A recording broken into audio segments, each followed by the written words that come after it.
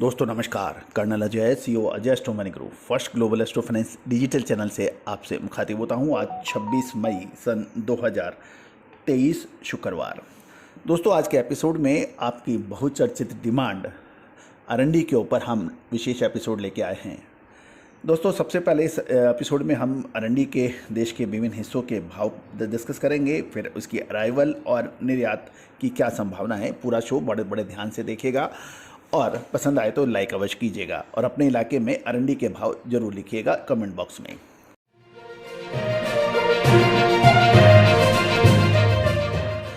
दोस्तों आरएनडी के भाव में बड़ा उतार चढ़ाव देखा जा रहा है। आरएनडी के भाव कड़ी के अंदर 5600 से 5700 है, दीसा में 5700 से 5750, सिद्धपुर में 5700 से 5775, पाटन के अंदर 5700 से 5805, हरीज के अंदर 5700 से 5790, महसाना 5700 से 5750 और जूनागढ़ के अंदर 5850 से 5875 देखे जा रहे हैं। अडानी मुद्रा 5800 के भाव, मनसा 5650 से 5775 और साबरकाठा के अंदर 5800 से 5875 है। बनासकाठा 5725 से 5875, ऊझा के अंदर 5775 से 5850 के भाव हैं। पीलुड़ा के अंदर 5625 से 5700 के भाव है। तो कुल मिला के 5600 से 5875 के भाव ये आरएनडी के देश के विभिन्न हिस्सों में बताए जा रहे हैं। अब जानिए आगे की रिपोर्ट। दोस्तों कैस्टर सीड के निर्यात जनवरी से मार्च में गत वर्ष की तुलना में शानदार हुआ था और इसी वजह से आरएनडी के भाव आसमान भी छुए थे। लेकिन अप्रैल और मई महीने में एक्सपोर्ट घटा है और इसके अलावा एडिबल ऑयल सेक्टर में धारणा से अधिक मंदी का भी असर कैस्टर ऑयल पर पड़ा। गौरतलब है कि सोयाबीन और पाम ऑयल के भाव अंतर्राष्ट्रीय व राष्ट्रीय स्तर के ऊपर लगातार गिरे हैं, इससे इसका असर कैस्टर सीड पर भी पड़ा है। दोस्तों यदि हम NCDX पर देखें यानी डब्बे के अंदर, तो गत वर्ष इस समय लगभग 65,000 टन आरएनडी का स्टॉक डीमेट में था, जो कि आरएनडी का भाव घटने से रुककर स्थिर हो जाना चाहिए।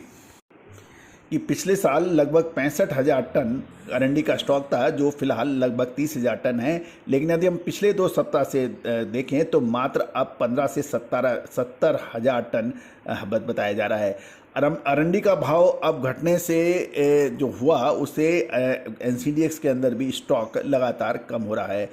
दोस्तों ये एक महत्वपूर्ण ये है कि यदि आरएनडी का भाव नहीं सुधरा तो अगले सीजन में किसान आरएनडी की बुआई कम करेंगे और इसके अलावा आरएनडी तेल की ग्लोबल पाइपलाइन खाली होने से निर्यात घटकर 30 से 35,000 टन होने की संभावना नहीं है, क्योंकि निर्यात में हमारी गणनाओं के अनुसार अब धीरे धीरे निर्यात बढ़ सकता है।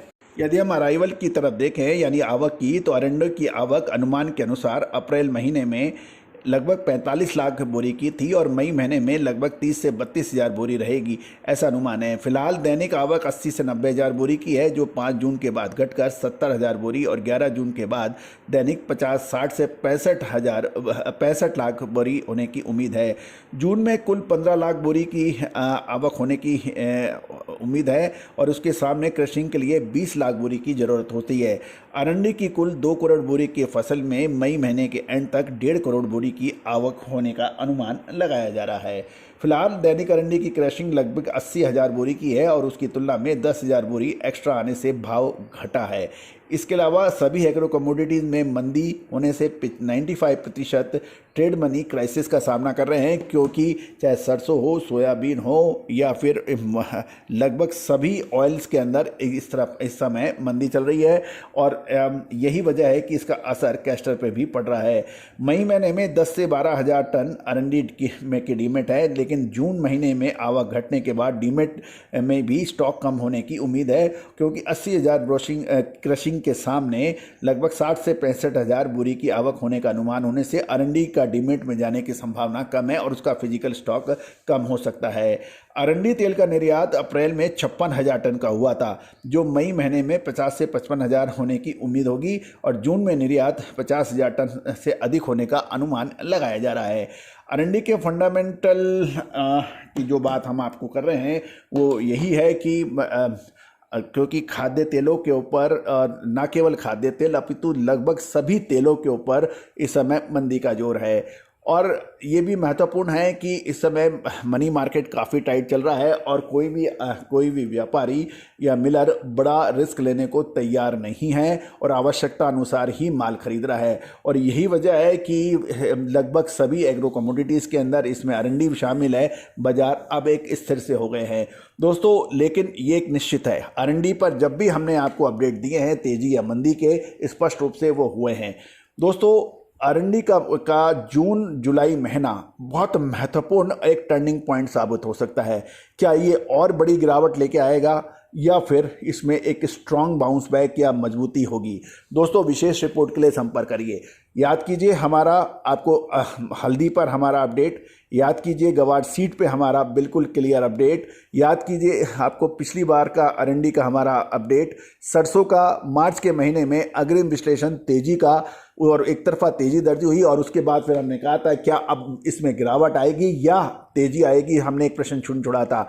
हमने उसके बाद सरसों के अंदर भाव थमे नहीं, लगातार गिरे। गवार सीट के अंदर भी हमने ऊपरी स्तर पर जो मुनाफा वसूली की बात कही थी, उसके बाद गवार सीट के भाव रुके नहीं थे। याद कीजिए हल्दी पर हमारा 2 से ढाई महीने पहले का अपडेट, उसमें भी लगातार हम उसके बाद शानदार तेजी दर्ज हुई थी दोस्तों। तेजी आने के बाद तेजी और मंदी आने के बाद मंदी कहने से कोई फायदा नहीं है। अग्रिम विश्लेषण के लिए करिए संपर्क। All the very best, good luck, happy trading.